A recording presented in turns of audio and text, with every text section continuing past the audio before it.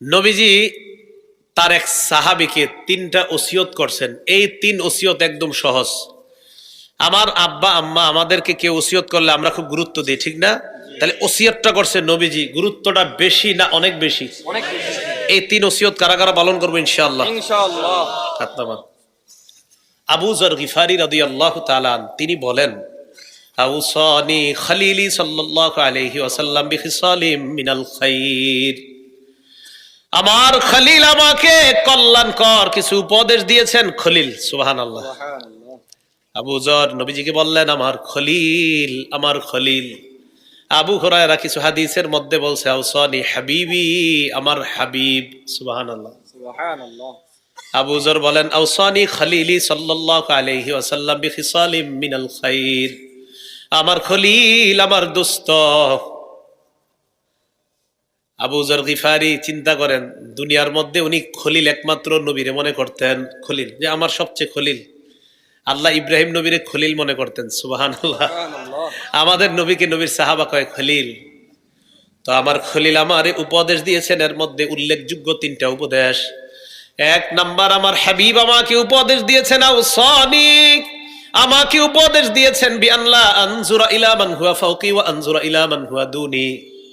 আমারে উপদেশ দিয়েছেন আমি যেন আমার চাইতে উচ্চ স্তরের যারা তাদের দিকে যেন না তাকাই, আমার চেয়ে নিম্ন শ্রেণী যারা আমি যেন তাদের দিকে তাকাই। আমার খলিল আমাকে এই ওসিয়ত করছেন। বুঝছেননি সবাই? তাহলে 10 তলার দিকে তাকাইবেন খালি, না 1 তলার দিকে? বাকি আপনার যদি 12 তলা থাকে আপনি 10 তলায় থাকেন, বুঝে নাই? আপনি আছেন মনে করেন 15 তলায়, তো 10 তলায় তো আপনি তাকাইবেন, সমস্যা নেই। কিন্তু আছেন আপনি মনে করেন টিনের ঘরে। কোন ঘরে আছেন? টিনের ঘরে। তো আপনি সোনের ঘরের দিকে তাকাবেন। নবীজি বলেন, তোমার চেয়ে নিম্নর দিকে তুমি তাকাও, তাকায় শুকরিয়া আদায় করবা যে তার চেয়ে তোমাকে আল্লাহ ভালো রাখছে। আর যখন উচ্চ স্তরের দিকে তুমি তাকাইবা, খালি পেরেশানিতে থাকবা, এই শিরে 10 তলা আমার কবে হবে। এই জন্য আমার হাবিব আমাকে 1 নাম্বার বললেন, তোমার চেয়ে উচ্চ স্তরের যারা তাদের দিকে তাকায়ও না, নিম্ন শ্রেণী যারা তাদের দিকে তাকাও। ভাই উপদেশটা মনে থাকবে তো?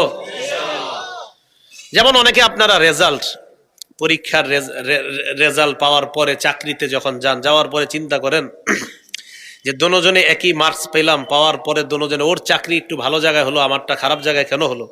ভাই এটা না মনে করা, আলহামদুলিল্লাহ সেও চাকরি পেয়েছে, আলহামদুলিল্লাহ আমিও পেয়েছি, বাস এই আলহামদুলিল্লাহ বলার পর কাজে লেগে যান, এখানেই আল্লাহ বরকত দান করবেন। 1 নাম্বার। 2 নাম্বার, আওসানি বিহুব্বিল মাসাকিন ওয়াদ দুনুবি মিনহুম। এলাকার লামপুর চৌমুহনী কওমি মাদ্রাসার আলেমদের মাধ্যমে একটা ওসিয়ত না, নবীজির এই কথাটা আমি এলাকায় রেখে যাব। নবী বললেন 2 নাম্বার, নবীর সাহাবী বলেন, আবু যর আমাকে আমার হাবিব ওসিয়ত করেছেন আমি যেন গরিবদেরকে ভালোবাসি, তাদের কাছে যেন আমি যাই, তাদেরকে যেন কাছে টেনে নেই। আলেমদেরকে আপনারা দাওয়াত দেন বাসায়, মাঝে মাঝে দাওয়াত দেওয়ার পর 42টা 50টা আইটেম করেন। কোন গরিবের দাওয়াত দিয়ে এই পর্যন্ত 42টা আইটেম করছেন? এই লামপুর মাদ্রাসার ওলামাদের কাছে আমি আবদারটা রেখে যাব, আল্লাহ রসুলের এই ওসিয়তটা যেন তাদের মাধ্যমে এলাকায় জিন্দা হয়ে যায়। কোন গরিবরে একদিন বইলা ফেলেন, এই আগামী শুক্রবার কাউরে বলতে হবে না, তুমি 2:30টার দিকে আমার বাসায় চুপি চাপে চলে আসবা। একজন গরিবরে একদিন বলে ফেলবেন, কাউরে বললেন না, প্রতিদানটা আল্লাহর কাছে জমা রেখে দিয়েন, মরণের পর নিয়ে নিন। গরিবরে চুপি চুপি বলে দিয়েন, আগামী শুক্রবার 2টার দিকে আমার বাসায় চুপি চুপি আইসা বলো, কাউকে বলা দরকার নেই। বা 3-4 জনকে যদি বলেন তো 3-4 জনকে বলবেন চুপি চুপি আসবা, কাউরে কিচ্ছু বলতে হবে না। ঠিক আমারে দাওয়াত দিলে আপনি যা খাওয়াইতেন তাদেরকেও সুন্দরভাবে দাওয়াত দিয়ে বাসায় নিয়ে ওই খাবারগুলো খাওয়ায়েন। নবী দ্বিতীয় ওসিয়ত করছে গরিবদেরকে ভালোবাসার জন্য, তাদেরকে কাছে টানার জন্য। এটা কে পালন করে বলেন? আমরা সর্বোচ্চ দরজায় বসায় খাওয়াই দিই, ঠিক না? হ্যাঁ, দরজায় বসায় খাওয়ান, মাঝে মাঝে একটু আপনি এই প্রধান মেহমানদেরকে যেখানে বসান, মাঝে মাঝে আপনার স্পেশাল মেহমানগুলারে যেখানে বসায় খানা খাওয়ান, ওই গরিবটারে যখন বলবেন আগামী সোমবার 2টার দিকে আমার বাসায় তোমার দাওয়াত, ভিক্ষা না তোমার দাওয়াত, ও দেখবেন ও সুন্দর পোশাক পরেই আসবে চুপি চুপি। আল্লাহ জানে এই কাজটা কে করবে। দাওয়াত, এই শব্দটা বললেন, দাওয়াত, ভিক্ষা না, দাওয়াত, দাওয়াত খেতে আসবা। এ গেল 2 নাম্বার। 3 নাম্বার, আওসানি বিসিলাতির রহিম। হাবিব আমাকে ওসিয়ত করেছেন আমি যেন রক্তের সম্পর্ক জোড়া লাগাই, যদিও তারা আমার থেকে দূরে চলে যায়। রক্তের সম্পর্কগুলা যদি আমাকে ছিন্ন করে দূরে চলে যায়, আল্লাহ নবী আমাকে বলছেন আমি যেন রক্তের সম্পর্কের জোড়া লাগাই। মনে থাকবে নি? তাহলে হলো 3 নম্বর ওসিয়ত। আল্লাহ আমাদের সকলকে এই ওসিয়ত গুলা পালন করার তৌফিক দান করেন। রাসূলুল্লাহ সাল্লাল্লাহু আলাইহি সাল্লামের কাছে এক ব্যক্তি আসছে খসআম গোত্রের। কি গোত্র? খসআম গোত্র। হ্যাঁ, তো খসআম গোত্রের এক ব্যক্তি আসার পর নবীজিরে বললেন, গ্রাম্য মানুষ তো নবীজিরে এমন শব্দ বলছে, দেখেন আমাদের নবী রাগ করে নাই। তো গ্রামগঞ্জের মানুষ তো আয়েশা নবীজিরে বলে, আচ্ছা আনতাল্লাযী তাজউমু আন্নাকা রাসূলুল্লাহ, আপনি কি সেই ব্যক্তি যে দাবি করেন আপনি আল্লাহ রসুল? চিন্তা করেন, সাহাবাদের সামনে এইভাবে প্রশ্ন করছে। তো নবীজিও একদম সুন্দরভাবে বললেন, হ্যাঁ আমি সেই ব্যক্তি। ও আচ্ছা আপনি আল্লাহ রসুল, তাহলে হ্যাঁ, তা কিছু প্রশ্ন আছে আমার। আপনি যদি আল্লাহ রসুল হন কিছু প্রশ্ন আছে। চিন্তা করেন, আমারে বললে তো আমি মনে রাগ হয়ে যেতাম, আল্লাহ জানে। নবীজিকে বললেন আপনি আল্লাহ রসুল? হ্যাঁ। জি, তাহলে কিছু প্রশ্ন আছে। ঠিক আছে, করো। তো এই ব্যক্তি রাসূলুল্লাহ সাল্লাল্লাহু আলাইহি সাল্লামকে করতেছেন, ইয়া রাসূলুল্লাহ আইয়ুল আমালি আহাব্বু ইলাল্লাহ, আল্লাহর কাছে কোন আমলগুলা সবচাইতে পছন্দের আমার একটু আপনি বলেন। নবীজি বললেন, আল ঈমানু বিল্লাহ, আল্লাহকে বিশ্বাস করা এটা আল্লাহর কাছে সবচেয়ে পছন্দনীয় আমলের একটা। এই যে আমরা মুসলমান, বলেন আমরা মনে প্রাণে যাকে বিশ্বাস করি না দেখে তিনি কে? আল্লাহ। নবীজি বলেন, এই যে তোমরা আল্লাহকে বিশ্বাস করলা, এই বিশ্বাস করাটাই তোমার আমল নামার মধ্যে শ্রেষ্ঠ আমল বলে বিবেচিত হয়ে যায়। ওই ব্যক্তি এবার প্রশ্ন করলেন, সুম্মা মাহিয়া রাসূলুল্লাহ, এরপর কোনটা? নবীজি বললেন, সিলাতুর রহিম, রক্তের সম্পর্ক রক্ষা করা। আপনার চাচা আপনার সাথে কথা বলতে চায় না, রাস্তায় দেখলে আপনারে দেখতে চায় না, কথার কথা আপনি বলবেন আসসালামু আলাইকুম কাকা কেমন আছেন। আপনার চাচা সালাম নেক আর না নেক এটা আপনার দেখা দরকার নাই, আপনি বলবেন আসসালামু আলাইকুম কেমন আছেন। আসসালামু আলাইকুম খালা কেমন আছেন, ফুফু কেমন আছেন। আপনার বাবার সাথে আপনার ফুফুর দ্বন্দ্বের কারণে দীর্ঘদিন যাবৎ তাদের মাঝে সম্পর্ক ভালো নাই, যার কারণে আপনার ফুফু ইদানিং আপনার রাস্তাঘাটে দেখতে পারে না। আপনি দেখার পর বলবেন আসসালামু আলাইকুম ফুফু আপনি কেমন আছেন। আপনার ফুফু আপনার সাথে কেমন আচরণ করে দেখা দরকার নাই। এই যে আপনি একটু ভালো আচরণ করলেন, রক্তের সম্পর্ক জোড়া লাগানোর চেষ্টা করলেন, আল্লাহ নবী বলেন তোমার এই আমলটা আল্লাহর কাছে শ্রেষ্ঠ পছন্দনীয় আমল বলে বিবেচিত হয়ে যায়। আজকে আমাদের এখানে শিক্ষা, আমার সাথে কেউ সম্পর্ক না রাখুক আমি রাখবো, আমার সাথে খারাপ ব্যবহার করুক আমি ভালো ব্যবহার করব। আল্লাহ তৌফিক দান করেন। এভাবে একটা সমাজের চিত্র পাল্টায় যাবে, সমাজগুলো সুন্দর হয়ে যাবে ইনশাআল্লাহ।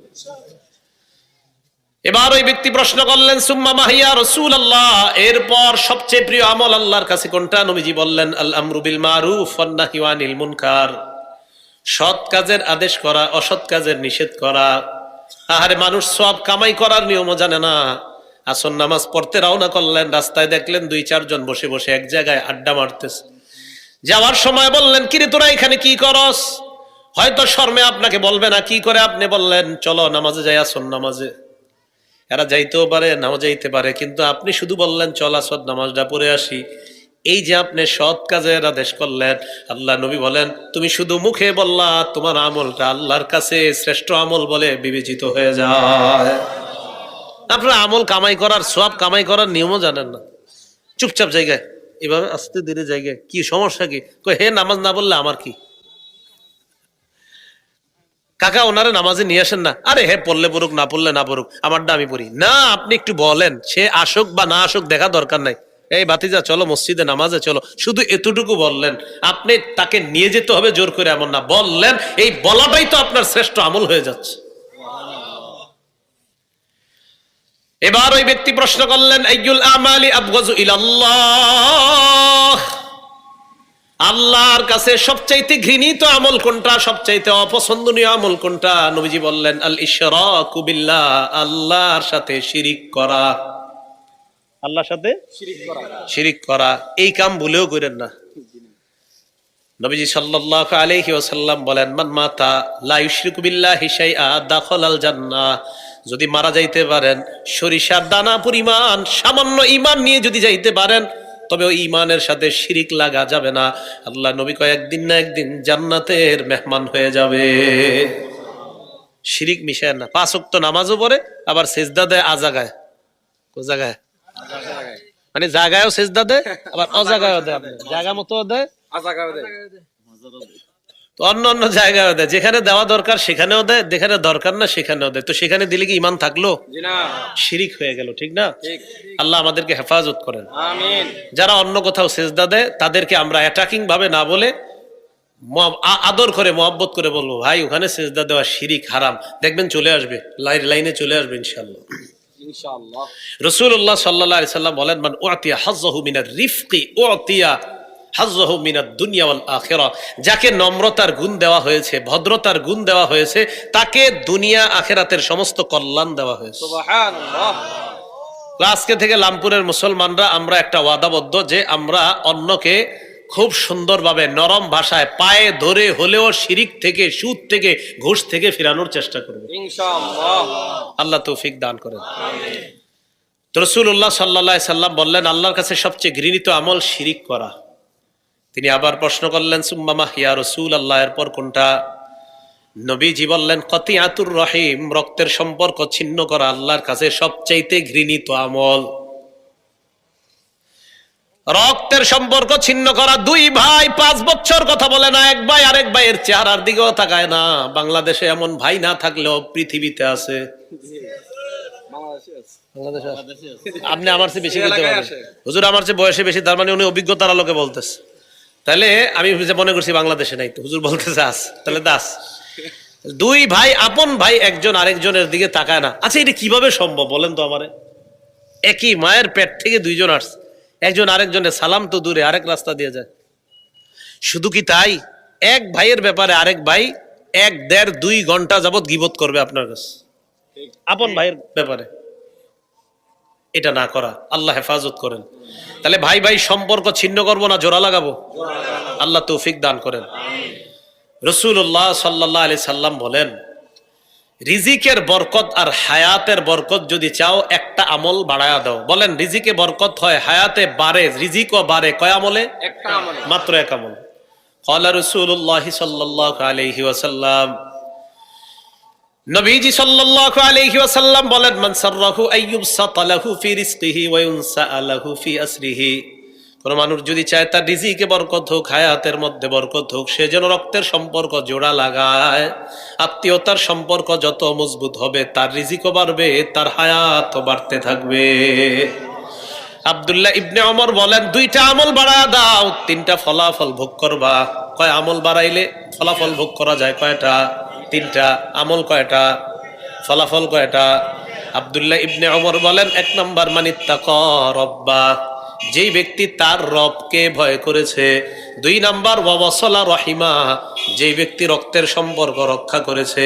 আপনারা বলেন, 1 নাম্বার যে ব্যক্তি তার রবকে ভয় করেছে, 2 নাম্বার রক্তের সম্পর্ক রক্ষা করেছে।